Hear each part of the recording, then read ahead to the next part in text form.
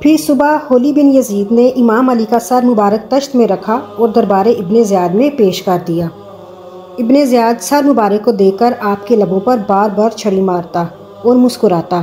صحابی رسول زین بن ارقم ایک کونے میں موجود تھے، ان سے رہا نہ گیا تو فرمایا، ان لبوں سے چھڑی ہٹا لو، اللہ کی قسم جس کے سوا کوئی معبود نہیں، میں نے اپنی آنکھوں سے دیکھا ہے کہ رسول اللہ صلی اللہ علیہ وآلہ وسلم ان ہونٹوں پر اپنے ہونٹ رکھتے تھے۔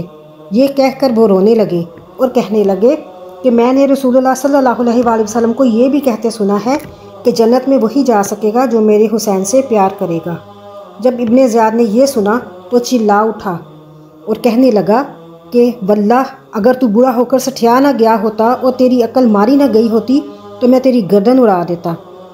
یہ دیکھ کر زید بن ارقم مجلس سے اٹھتے ہوئے کہہ گئے، اے لوگو، آج کے بعد تم غلام بن گئے ہو، کیونکہ تم نے فاطمہ کے لختے جگر کو قتل اور ابن زیاد کو اپنا حاکم بنایا ہے، جو تمہارے نیک لوگوں کو قتل کرتا ہے اور شریروں کو نوازتا ہے۔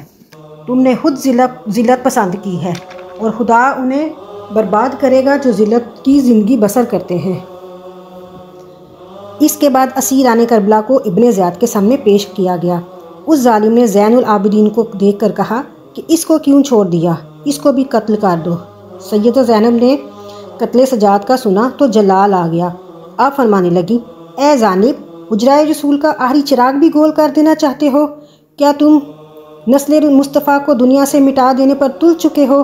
آؤ دل کی یہ حسرت بھی نکال لو اور اپنی تلواریں سب سے پہلے ہم سب کو قتل کرو، پھر اسے بھی کر لینا۔ ابن زیاد نے پوچھا، یہ عورت کون ہے؟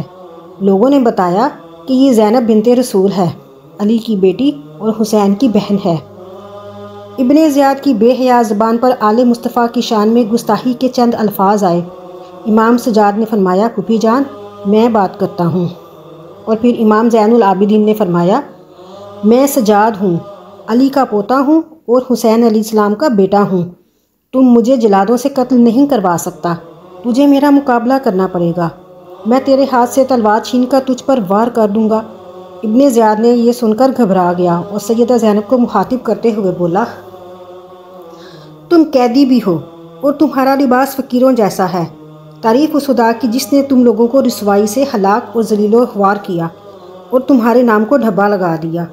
سیدہ زینب سلام اللہ علیہ نے فرمایا، ہزاروں حمد و ثنا اور تعریفیں اس خدا کی جس نے ہمیں رسول اللہ صلی اللہ علیہ وآلہ وسلم کی نسبت کی عزت بخشی اور ہمیں پاک کیا۔ تو غلط کہتا ہے، رسوائی اور ذلت خواری تو فاسقوں کو ملتی ہے۔ ہمارے حق میں تو آیت تطہیر نازل ہو چکی ہے۔ ابن زیاد نے کہا، کیا تو نے نہیں دیکھا کہ خدا نے تم لوگوں کے ساتھ کیا سلوک کیا ہے؟ سیدہ زینب نے فرمایا، ان باتوں کا پتہ تو خدا کے پاس جا کر ہی پتہ چلے گا۔ میرے بھائی نے شہادت کے منصب پر فائز ہونا تھا، سو وہ ہو گیا۔ تم لوگوں نے قاتل اور بے فیض ہو کر خدا کے سامنے ذلیل و خوار ہونا ہے، سو تم تیار رہو۔ ابن زیاد یہ سن کر بہت غضبناک ہوا اور اس نے حکم دیا کہ ان اسیران کربلا کو کوفہ کی جامع مسجد کے کمروں میں سے ایک کمرے میں قید کر دیا جائے۔ چنانچہ انہیں وہاں بند کر دیا گیا۔ پھر ابن زیاد نے ایک قاصد کے ذریعے یزید کو خط لکھا کہ اگر حکم ہو تو سرحائے مقدسہ کو دمشق بھیج دوں، اور میرے پاس اہل بیت بھی اسیر ہیں، حکم ہو تو ان کو بھی بھیج دوں۔ تو یزید نے جواب میں لکھا کہ سرحائے مبارکہ، شہدائے کربلا اور اسیران اہل بیت کو میرے پاس بھیج دیا جائے۔ جو قاصد ہاتھ لے کر گیا تھا اسی کے ہاتھ جوابی ہاتھ بھی واپس بھیج دیا، اور پھر اہل بیت کو کوفہ سے دمشق روانہ کر دیا گیا۔